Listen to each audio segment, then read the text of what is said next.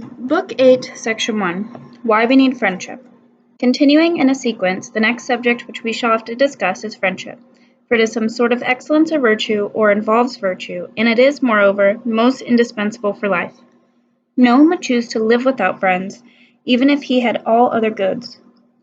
Rich men and those who hold office and power are above all others regarded as requiring friends, for what good would their prosperity do them if it did not provide them with the opportunity for good works? And the best works are done, and those which deserve the highest praise are those that are done to one's friends. How could prosperity be safeguarded and preserved without friends? The greater it is, the greater are the risks it brings with it. Also, in poverty and all other kinds of misfortune, men believe that their only refuge consists in their friends. Friends help young men avoid terror. To older people, they give the care and help needed to supplement the failing powers of action which infirmity brings in its train. And to those in their prime, they give the opportunity to perform noble actions. This is what it is meant when men quote Homer's verse: "When two go together, friends enhance our ability to think and to act." Also, it seems that nature implants friendship in a parent for its offspring and an offspring for its parents. Not only among men, also among birds and most animals. Not only members of the same family group, but also members of the same race feel it for one another, especially human beings. And that is why we praise men for being humanitarians or lovers of their fellow men. Even when traveling abroad, one can see how near and dear and friendly every man may be to another human being. Friendship also seems to hold states together, and lawgivers apparently devote more attention to it than to justice. For concord seems to be something similar to friendship, and concord is what they most strive to attain, while they do their best to expel faction, the enemy of concord. When people are friends, they have no need of justice, but when they are just, they need friendship in addition.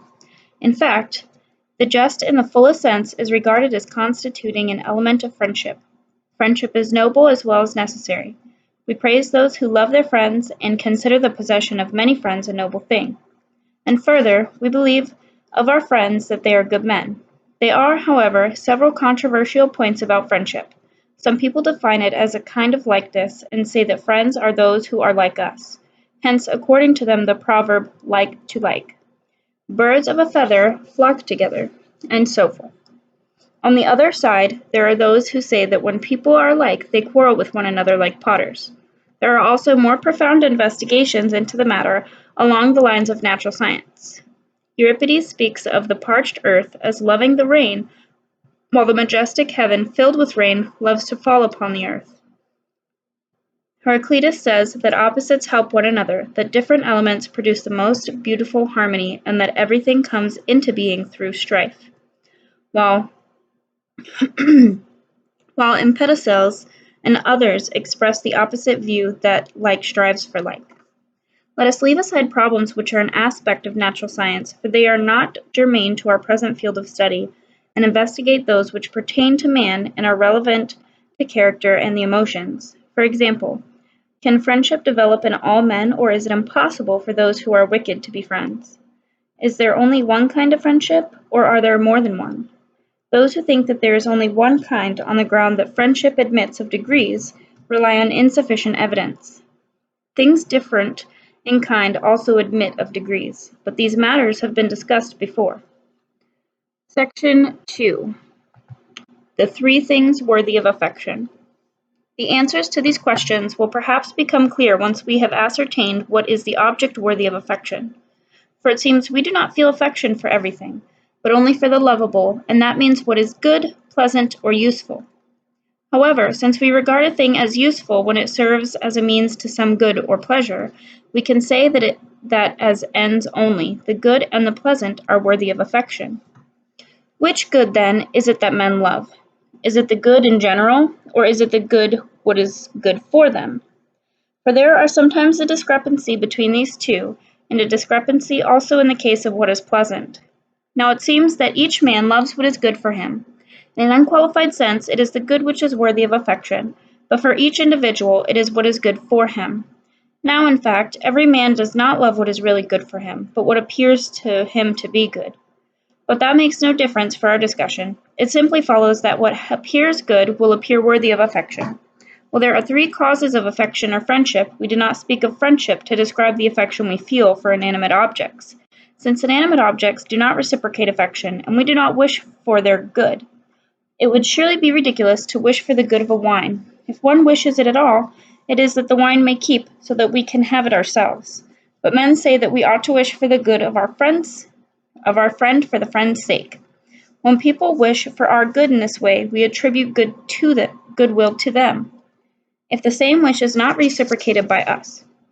If the goodwill is on a reciprocal basis, it is friendship. Perhaps we should add, provided that we are aware of the goodwill. For many people have goodwill towards persons they have never seen, but whom they assume to be decent and useful, and one of these persons may well reciprocate this feeling. Accordingly, the two parties appear to have goodwill toward one another, but how can they be called friends when they are unaware how they are disposed toward one another?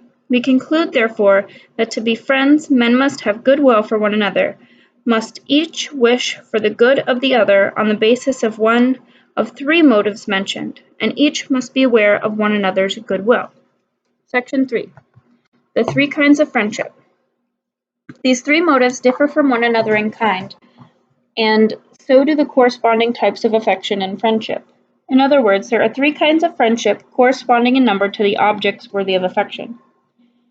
In each of these, the affection can be reciprocated so that the partner is aware of it, and the partners wish for each other's good in terms of the motive on which their affection is based. Now, when the motive of affection is usefulness, the partners do not feel affection for one another per se, but in terms of the good accruing to each other from the other. The same is also true of those whose friendship is based on pleasure. We love witty people not for what they are, but for the pleasure they give us. So we see that when the useful is the basis of affection, men love because of the good they get out of it, and when pleasure is the basis, for the pleasure they get out of it. In other words, their friend is loved not because he is a friend, but because he is useful or pleasant. Thus, these two kinds are friendship only incidentally, since the object of affection is not love for being the kind of person he is, but for proving some good or pleasure, but for providing some good or pleasure. Consequently, such friendships are easily dissolved when the partners do not remain unchanged. The affection ceases as soon as one partner is no longer pleasant or useful to the other. Now, usefulness is not something permanent, but differs at different times. Accordingly, with the disappearance of the motives for being friends, the friendship too is dissolved, since the friendship owed its existence to these motives. Friendships of this kind seem to occur most commonly among old people, because at that age, men do not pursue the pleasant but the beneficial. They are also found among young men and those in their prime who are out for their own advantage. Such friends are not at all given to living in each other's company, for sometimes they do not even find each other pleasant. Therefore, they have no further need of this relationship if they are not mutually beneficial. They find each other pleasant only to the extent that they have hopes of some good coming out of it. The traditional friendship between host and guest is also placed in this group. Friendships of young people seems to be based on pleasure, for their lives are guided by emotion, and they pursue most intensely what they find pleasant and what the moment brings. As they advance in years, different things come to be pleasant for them. Hence, they become friends quickly and just as quickly cease to be friends. For as another thing becomes pleasant, the friendship too changes, and the pleasure of a young man changes quickly. Also, young people are prone to fall in love, since the greater part of falling in love is a matter of emotion and based on pleasure. That is why they form a friendship and give it up again so quickly that the change often takes place within the same day. But they do wish to be together all day and to live together, because it is in this way that they get what they want out of their friendship. The perfect form of friendship is that between good men who are alike in excellence or virtue. For these friends wish alike for one another's good because they are good men, and they are good per se, that is, their goodness is something intrinsic, not incidental. Those who wish for their friends' good for their friends' sake are the friends in the truest sense, since their attitude is determined by what their friends are, and not by incidental considerations. Hence, their friendship lasts as long as they are good, and that means it will last for a long time, since goodness or virtue is a thing that lasts. In addition, each partner is both good in the unqualified sense and good for his friend. For those who are good, i.e., good without qualification, are also beneficial to one another. In the same double sense, they are also pleasant to one another. For good men are pleasant in both an unqualified sense and to one another, since each finds pleasure in its own proper actions and in actions like them, and the actions of good men are identical with or similar to one another. That such a friendship is lasting stands to reason, because in it are combined all the qualities requisite for people to be friends. For as we have seen, every friendship is based on some good or on pleasure, either in the unqualified sense or relative to the person who feels the affection, and implies some similarity between the friends. Now, this kind of friendship has all the requisite qualities we have mentioned, and has them per se, that is, as an essential part of the characters of the friends.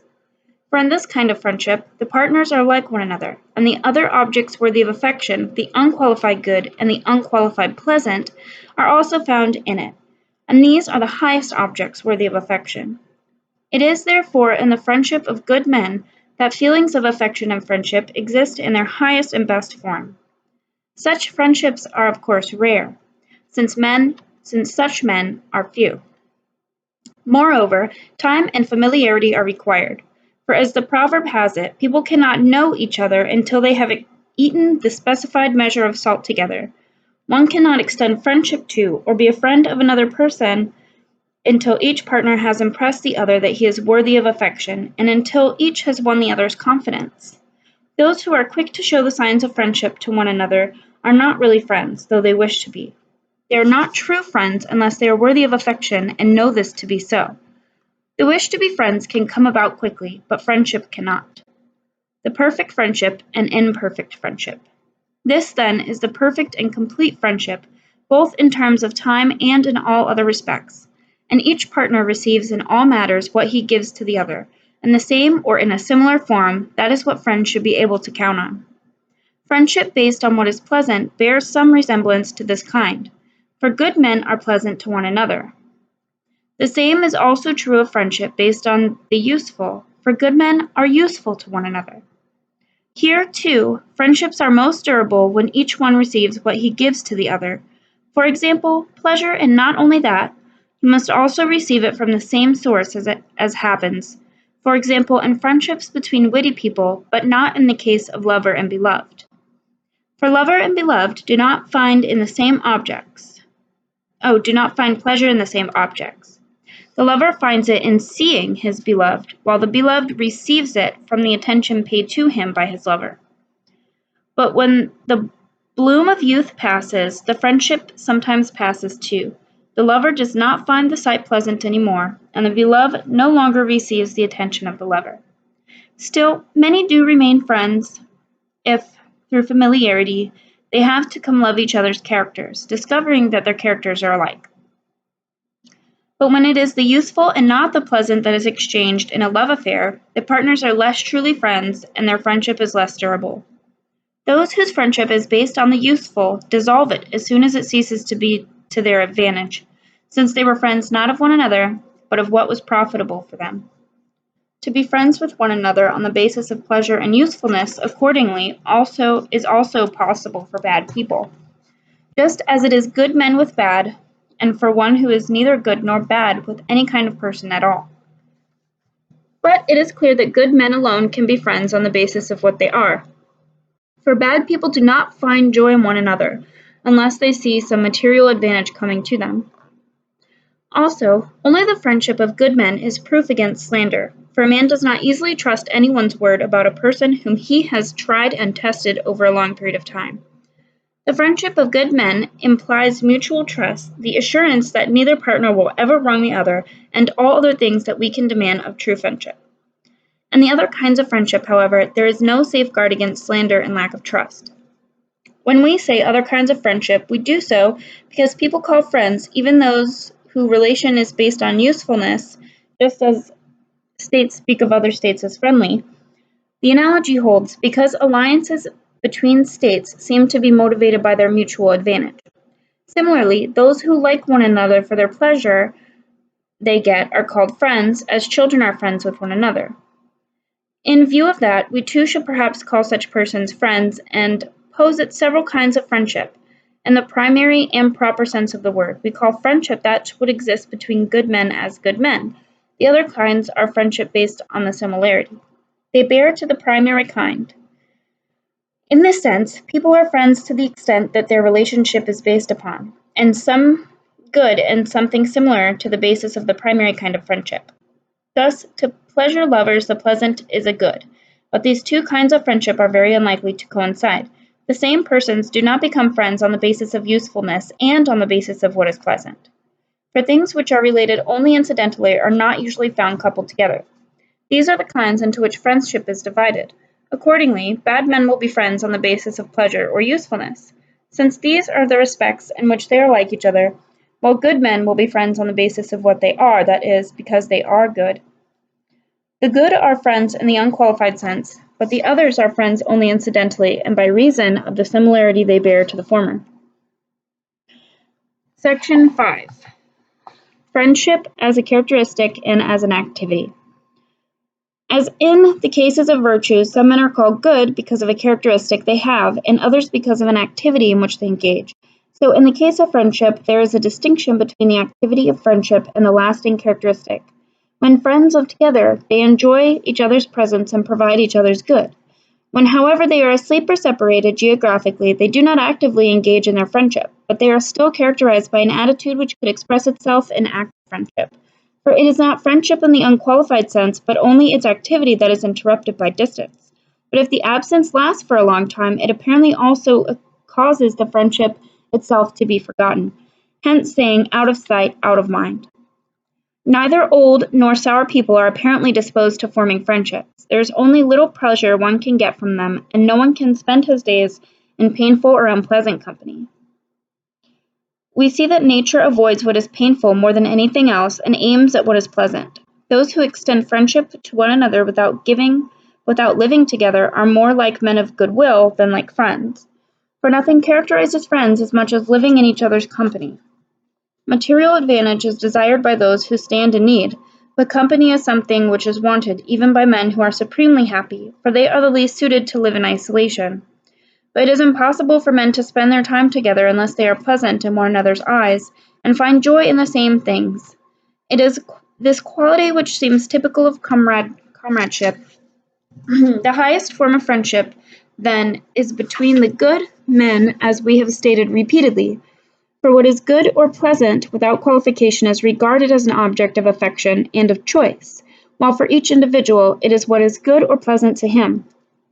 But for a good man is the object of affection and of choice for both of these reasons. Now, affection resembles an emotion, while friendship is rather a characteristic or lasting attitude. For it is equally possible to feel affection for inanimate objects, which cannot reciprocate the affection, but mutual affection involves choice. And choice springs from a characteristic. Also, men wish their friends good for the sake of those whom they feel friendship, and this attitude is not determined by emotion but by a characteristic. Also, in loving a friend, they love their own good, for when a good man becomes a friend, he becomes a good to the person whose friend he is. Thus, each partner both loves his own good and makes an equal return in the good he wishes for his partner and in the pleasure he gives him. Now, friendship is said to be equality, and both those qualities inhere especially in the relationship between good men. Section 6. Additional observations on the three kinds of friendship. Friendship does not arise easily among the sour and the old, inasmuch as they are rather grouchy and find little joy in social relations. For good temper and sociability are regarded as being most typical and of most conducive to friendship. That is why young men become friends so quickly and old men do not. People do not become friends of those in whom they find no joy. This also applies to the sour. Such men do, however, display goodwill toward one another, since one may wish for another's good and be ready to meet his needs. But they're not really friends because they do not spend their days together and do not find joy in one another. And these seem to be the chief marks of friendship. To be friends with many people in the sense of perfect friendship is impossible, just as it is impossible to be in love with many people at the same time. For love is like an extreme, and an extreme tends to be unique. It does not easily happen that one man finds many people very pleasing at the same time, nor perhaps does it easily happen that there are many people who are good. Also, one must have some experience of the other person and have come to be familiar with him, and that is the hardest thing of all. But it is possible to please many people on the basis of usefulness and pleasantness, since many may have these qualities, and the service they have to offer do not take a long time to recognize. Of these two kinds of friendship, the one that is based on what is pleasant bears a closer resemblance to true friendship, when both partners have the same to offer, and when they find joy in one another or in the same objects. Friendships of young people are of this kind. There is a greater element of generosity in such friendships, whereas friendships based on usefulness are for hucksters. Also, those who are supremely happy have no need of useful people, but they do need pleasant ones. They do wish to live in the company of others, and though they can bear what is painful for a short time, no one could endure it continually. In fact, no one could continually endure the good itself, if that were painful to him. It is for this reason that they seek friends who are pleasant. They should, however, look for friends who are good as well as pleasant, and not only good, but good for them, for in this way they will have everything that friends should have. People in positions of power seem to keep their various friendships in separate compartments. One group of friends is useful to them and another pleasant, but rarely do the same men belong in both groups. For these potentates do not seek friends who are both pleasant and virtuous, nor friends who are useful for the attainment of noble objects. On the contrary, when their aim is to get something pleasant, they seek witty people, and when they want what is useful, they seek men who are clever at carrying out their orders, and these qualities are hardly ever found in the same person. Now, as we have stated, it is the good man who is pleasant and useful at the same time. But such a man does not become the friend of someone whose station is superior to his own, unless that person is also superior to him in virtue. Unless that is the case, his friendship will not be based upon proportionate equality, since he will not be surpassed by a virtue proportionate to the surpassing power. But potentates of this sort are not often found. In some, the friendships we have so far discussed are based on equality. Both partners receive and wish the same thing from one another, or they exchange one thing for another, for instance, the pleasure for material advantage. That these kinds of friendships are inferior to and less lasting than true friendship has been stated. Because of their resemblance and dissimilarity to the same thing, namely to friendship, they're regarded both as being and not being they regard it both as being and as not being friendship. They appear to be friendship in that they are like the friendship which is based on virtue or excellence. One of these friendships has what is pleasant, and the other what is useful. And both these elements are inherent in friendship based on virtue. But since friendship based on virtue is proof against slander and lasting, while these kinds, besides many other differences, change quickly, they do not appear to be friendships because of their dissimilarity. Section 7. Friendship between unequals. There exists another kind of friendship which involves the superiority of one of the partners over the other, as in friendship between father and son, and in general between an older and younger person, between a husband and wife, and between any kind of ruler and his subject. These kinds of friendship are different, not only from those which involve equality, but also from one another. The friendship which parents have for their children is not the same as which a ruler has for his subjects. And even the friendship of a father for his son is different from that of a son for his father, and the friendship of a husband for his wife differs from that of a wife for her husband. For in each of these cases, the virtue or excellence in the function of each partner is different, and the cause of their affection too is different. Therefore, the affection and friendship they feel are correspondingly different. It is clear that the partners do not receive the same thing from one another and should not seek to receive it. But when children render to their parents what is due to those who gave them life, and when parents render what is due to their children, the friendship between them will be lasting and equitable. In all friendships which involve the superiority of one of the partners, the affection too must be proportionate. The better and more useful partner should receive more affection than he gives, and similarly for the superior partner in each case. For when the affection is proportionate to the merit of each partner, there is in some sense equality between them. And equality, as we have seen, seems to be part of friendship. The term equal apparently does not have the same meaning in friendship as it does in matters of justice. In matters of justice, the equal is primarily proportionate to merit and its quantitative sense. Strictly equality is secondary. In friendship, on the other hand, the quantitative meaning of strict equality is primary, and the sense of equality proportionate to merit is secondary. This becomes clear if there is a wide disparity between the partners as regards to their virtue, vice, wealth, or anything else. For them, they are no longer friends or even expect to be friends. The most striking example of this is the gods, for their superiority in all good things is exceeding. But the same point is clear in the case of the kings. Persons much inferior to them in station do not expect to be friends with kings, nor do insignificant people expect to be friends with the best and wisest men. There is no exact line of demarcation in such cases to indicate up to what point of inequality men can still be friends. A friendship can still remain even when much is taken away, but when one partner is quite separated from the other, as in the case of divinity, it can remain no longer. This raises the question whether or not we wish to our friends the greatest of all goods, namely to be gods. For if that wish were fulfilled, they would no longer be our friends, and since friends are something good, we would have lost this good. Accordingly, our assertion is correct that a man wishes his friends good for his friend's sake, and the friend would have to remain the man he was. Consequently, one will wish the greatest good for his friend as a human being, but perhaps not all the greatest goods, for each man wishes for his own good most of all. 8. Giving and receiving affection. Most people, because of ambition, seem to wish to receive affection rather than to give it. That is why most men like flattery, or a flatterer is or pretends to be a friend in an inferior position who pretends to give more affection than he receives. Receiving affection is regarded as closely related to being honored, and honor is of course the aim of most people, but it seems they do not choose honor for its own sake, but only because it's incidental to something else. For most men enjoy being honored by those who occupy positions of power because it raises their hopes. They think they will get anything they need from the powerful, and they enjoy the honor they get as a token of benefits to come. Those, on the other hand, who desire honor from good and knowing men aim at having their own opinion of themselves confirmed. They therefore enjoy the honor they get because their belief in their own goodness is reassured by the judgment of those who say that they are good. But unlike honor, affection is enjoyed for its own sake. Thus, receiving affection would seem to be better than receiving honor, and friendship would seem to be desirable for its own sake. Nevertheless, friendship appears to consist in giving rather than in receiving affection. This is shown by the fact that mothers enjoy giving affection. Some mothers give their children away to be brought up by others, and they know them and feel connection for them. They do not seek to receive affection in return, but they cannot have it both ways.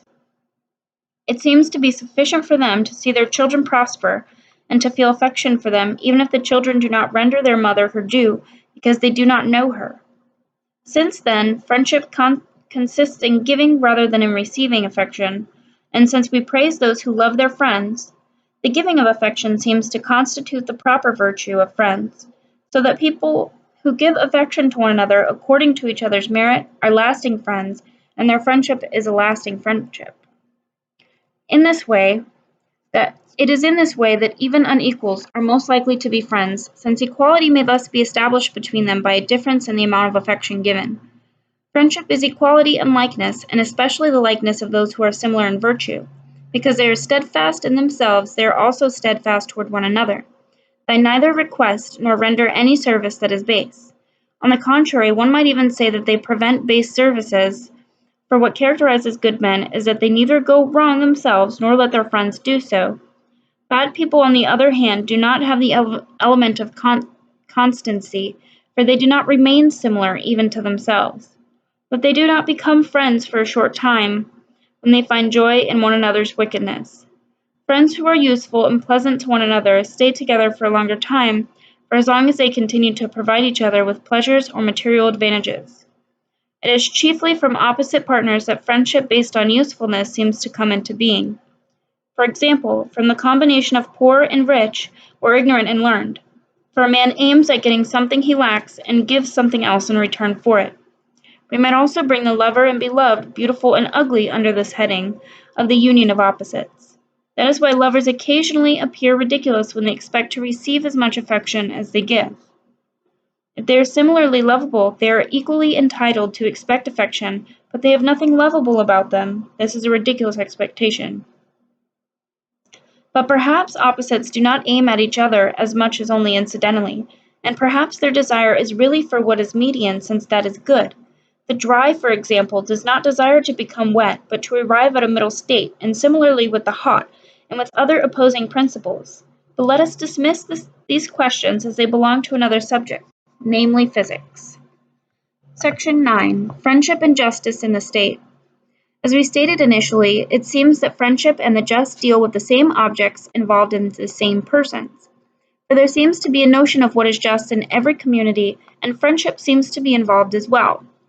Men address as friends their fellow travelers on a voyage, and fellow soldiers, and similarly also those who are associated with them in other kinds of community. Friendship is present to the extent that men share something in common, for that is also the extent to which they share a view of what is just. And the proverb, friends hold in common what they have, is correct, for friendship consists in community. Brothers in bosom companies hold everything in common, while others only hold certain definite things in common, some more and others less, since some friendships are more intense than others. Questions of what is just also differ with different forms of friendship. What is just is not the same for parents with regard to their children and for brothers with regard to one another, nor is it the same for bosom companies as for fellow citizens in similarity in other kinds of friendship. There is, of course, a corresponding difference in what is unjust in each of these relationships. The gravity of an unjust act increases in proportion as the person whom it is done is a closer friend. It is, for example, more shocking to defraud a bosom company of money than a fellow citizen, to refuse to help a brother than to refuse it to a stranger, or to strike one's father than to strike any other person. It is natural that the element of justice increases with the closeness of the friendship, since friendship and what is just exist in the same relationship and are coextensive in range. All communities are like parts of the political community or state. Men combined with an eye to some advantage or to provide some of the necessities of life, and we think of political community as having initially come together and as enduring to secure the advantage of its members. It is indeed the goal which lawgivers aim at and men call just, what is to the common advantage. Now all other forms of community aim at some partial advantage. Sailors associate for the advantages seafaring brings in form of making money and something else of that sort. Soldiers work together for the advantage war brings, and what they desire is money, victory, or the conquest of a city. Similarly, fellow tribesmen and fellow demesmen come together when they offer sacrifice and hold gatherings for such a purpose, which pays homage to the gods and provides recreation and pleasure for themselves. For the ancient sacrifices and festive gatherings of the tribes and demes take place after the harvest as a kind of offering to first fruits, for these were the seasons at which people used to have most leisure. But all these communities seem to be encompassed by the community that is the state, for the political community does not aim at the advantage of the moment, but at what is the advantage for the whole of life. Thus, all associations seem to be part of this political community, but the kind of friendship prevalent in each will be determined by the kind of association that it is. Section 10. The different political systems. There are three true forms of constitution and equal number of perversions, corruptions, as it were, from these. The true constitutions are kingship, aristocracy, and the third place, a constitution based on property qualification, to which the description timocratic seems appropriate, though most people are used to calling it constitutional government. Of these three, kingship is the best and timocracy the worst. The perversion of kingship is tyranny. Both are forms of one-man rule, but the difference between them is very considerable. A tyrant looks out for his own advantage, whereas a king looks out for the advantage of his subjects. For only a person who is self-sufficient and superior to his subjects in all good things can be a king. A person such as that needs nothing in addition to what he has and will therefore not look to his own advantage, but to that of his subjects. If he is not a man of this sort, he will be king in name and only merely by virtue of the law.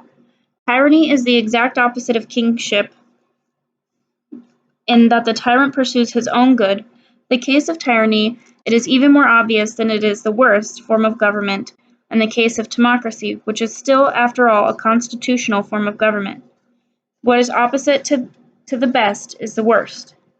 Kingship leads to tyranny, for tyranny is the depraved form of one-man rule, and a wicked king turns into a tyrant.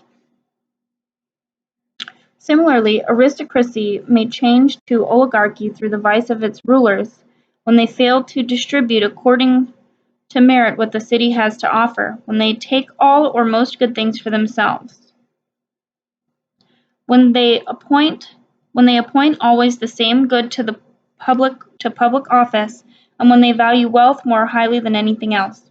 The result will be that a few wicked men rule instead of the most honest.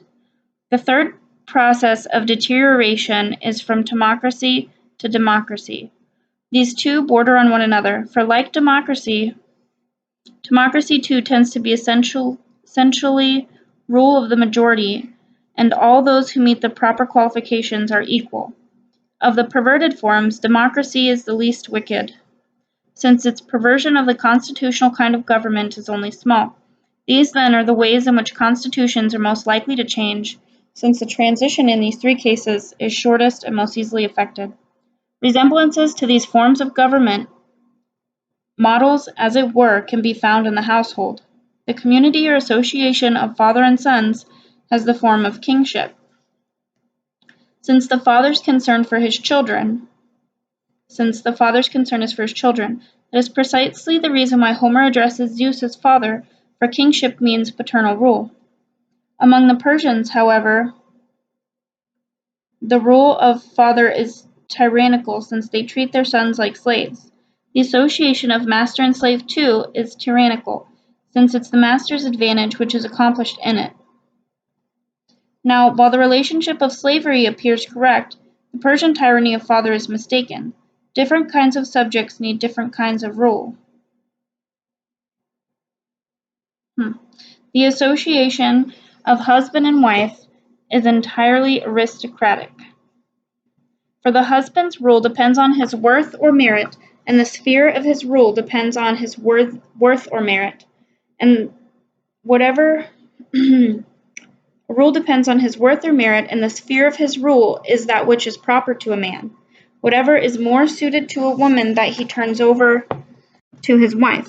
But whatever the husband takes the authority over all household matters into his hands, he transforms the association into an oligarchy, since in doing so he violates the principle of merit and does not rule by virtue of his superiority. Sometimes the wife rules because she is a heiress. But of course this kind of rule is not in terms of excellence or virtue, but is based on wealth and power, just as in oligarchs. The association of brothers, on the other hand, resembles timocratic rule. They are equal except to the extent that they differ in age. Therefore, if the difference in age is great, their friendship is no longer of fraternal kind. Democracy, in turn, is found principally in habitations which have no master, where everyone is on an equal footing, and also in communities where the ruler is weak and everyone can do as he pleases. Section 11. Friendship and justice in the different political systems. Each of these constitutions exhibits friendship to the same extent that it exhibits a notion of what is just. The friendship of a king for those who live under his rule depends on his superior ability to be good. He confers benefits upon his subjects since he is good and cares for them in order to promote their welfare, just as a shepherd cares for his sheep. Hence, Homer spoke of Agamemnon as shepherd of the people. The friendship of a father for his children is of the same kind, but it differs in the magnitude of benefits bestowed. For he is the author of their being, which is regarded as the greatest good, and he is responsible for maintaining and educating them. We also attribute these benefits to our ancestors. Furthermore, it is by nature that a father rules over his children, ancestors over their descendants, and a king over his subjects. These kind of friendships depend on superiority, and that is why we do not only love but also honor our parents. Accordingly, in those relationships, the same thing is not just for both partners, but what is just depends on worth or merit, and the same is true for friendship. The friendship between husband and wife is the same as that in an aristocracy. It is based on excellence or virtue. The superior partner gets the larger share of good, and each gets what is suited to him, and the same relationship holds for what is just. The friendship of brothers is like a friendship among bosom companions, for they are equal and belong to the same age group. Where that is the case, men generally have the same emotions and same characters. The kind of friendship we find in a timocratic form of government is also similar to this friendship between brothers. For in a timocratic government, the citizens tend to be equal and decent. They hold office in turn and on equal footing, and accordingly their friendship too is based on equality. In the perverted constitutions, the role of friendship decreases to the same extent as the part played by the just. It is least significant in the worst form. In a tyranny. Friendship has little or no place, for where the ruler and ruled have nothing in common, there is no friendship nor any justice either.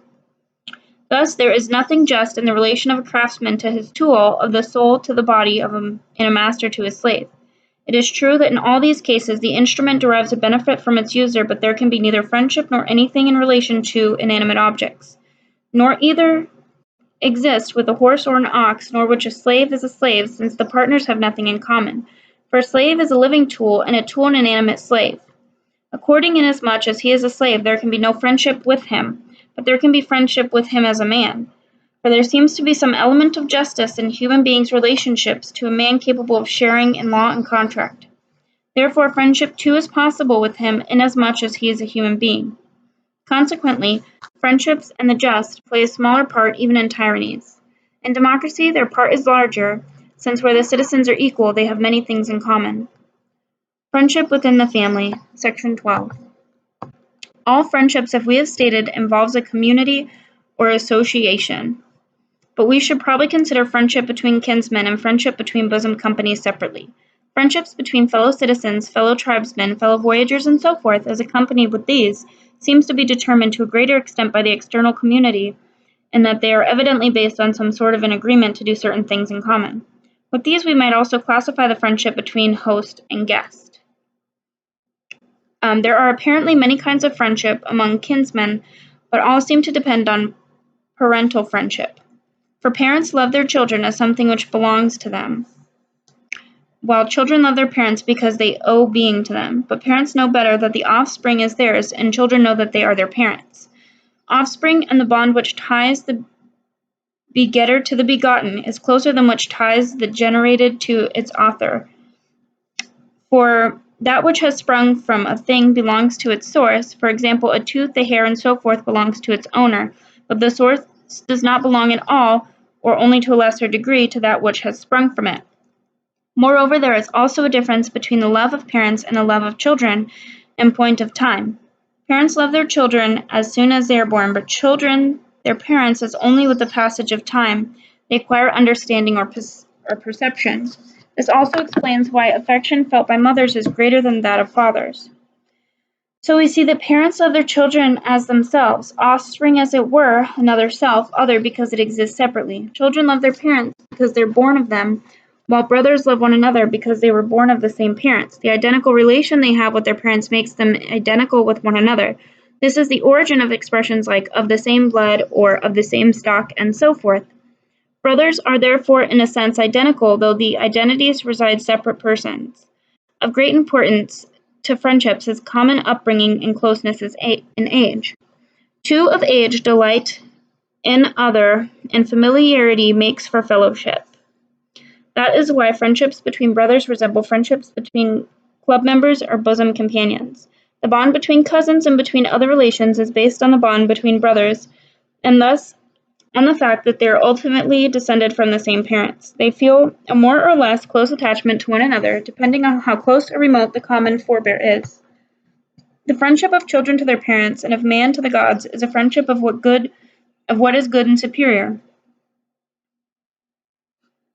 For parents are the greatest benefactors children have, and they are responsible for their being and their nurture, and for their education once they have been born. But this kind of friendship has also a higher degree of what is pleasant and useful than does friendship with persons outside the family, inasmuch as the partners have more of their life in common. Friendship between brothers has elements which are also found in friendship between bosom companions.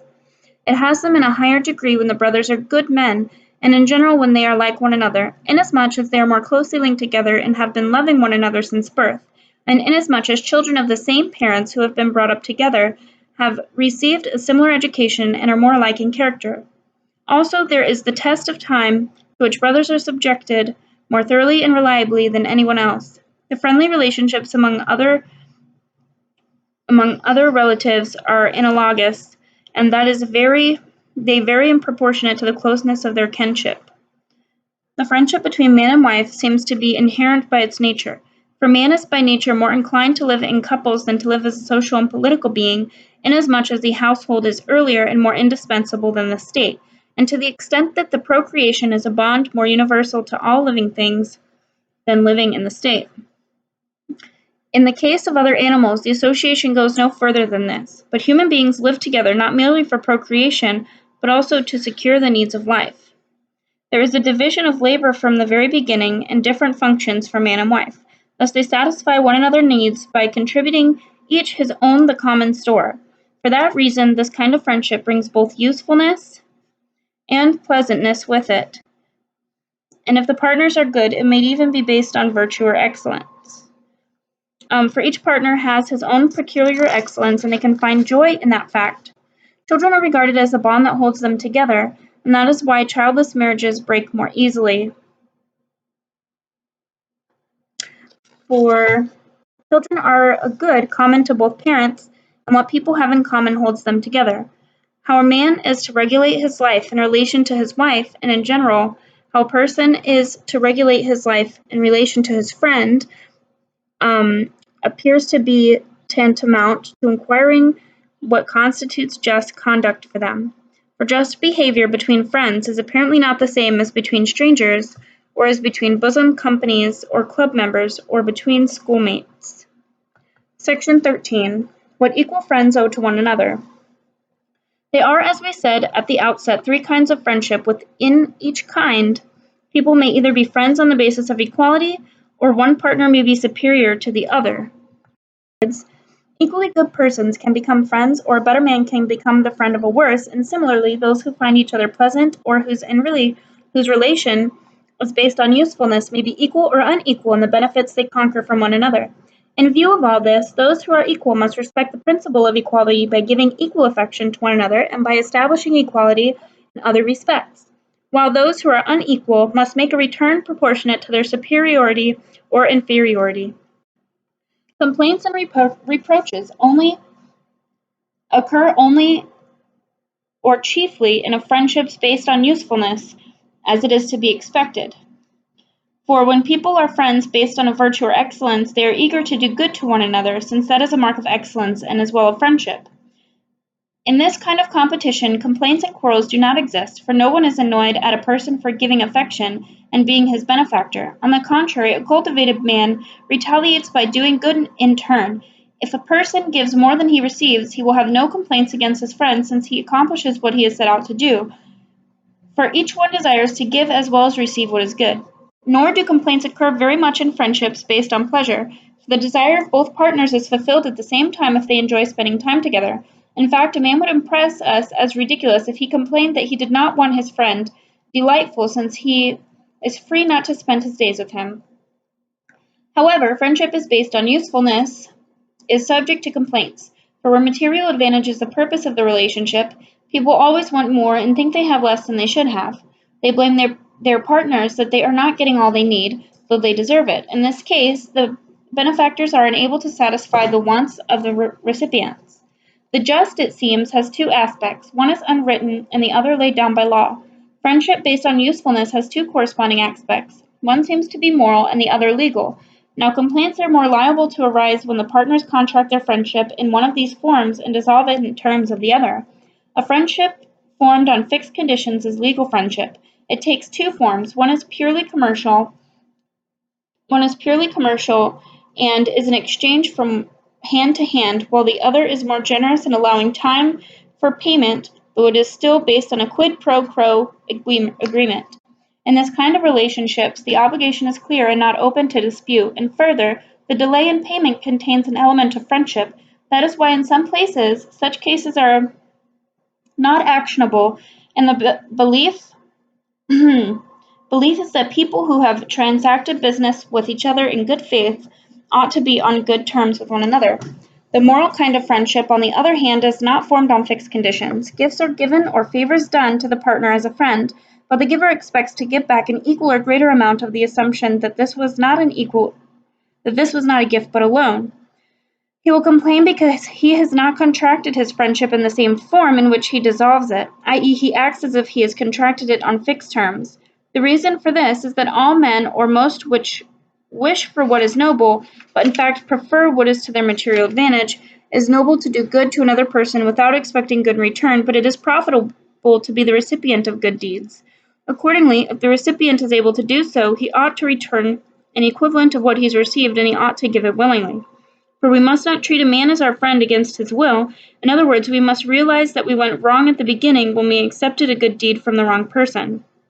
In this case, the benefactor was not a friend and did not act from a motive of friendship. We ought therefore to break off the relationships as if we had been a recipient of a good deed on fixed conditions. If we had realized at the beginning what the relationship would be, we would have agreed to make return if able to do so. On the other hand, if we were unable to repay, even the giver would not have expected us to do so. Therefore, we should make return if we can. But one should examine at the beginning by whom the deed is done and what his conditions are, so that one can accept it on these conditions or reject it. It is most questionable whether we ought to measure good deed by the material advantage the recipient derives from it, and make the return commensurate with this advantage, or whether it should be measured by the beneficence of the person who performs it. Recipients minimize the action and say that what they received meant little to their benefactors, and that they might just as well have got it from someone else. Givers, on the contrary, assert that they are the most valuable thing they had, and it was not available from any other source, and that it was given in a critical moment or in an emergency. Now, since the friendship is based on usefulness, the material advantage to the recipient is surely the true measure. It is he who stands in need while the other satisfies it, and the exception of getting an equivalent in return. Accordingly, the value of the assistance is just as great as the amount of benefit received, and therefore the recipient must repay the amount of the advantage he reaped from it, or even more, for that would be nobler. In the friendship based on excellence or virtue, however, there are no complaints, and the moral purpose or choice of the giver serves as a kind of measure, for the decisions factor for virtue and character lies in moral choice. Section 14. What unequal friends owe to one another. In those friendships, too, in which one partner is superior to the other, disagreements occur. Each partner thinks that he is entitled to more than the other, and when he gets it, the friendship ends. If one partner is better than the other, he thinks he has more than the other coming to him, since the larger share ought to be assigned to the good.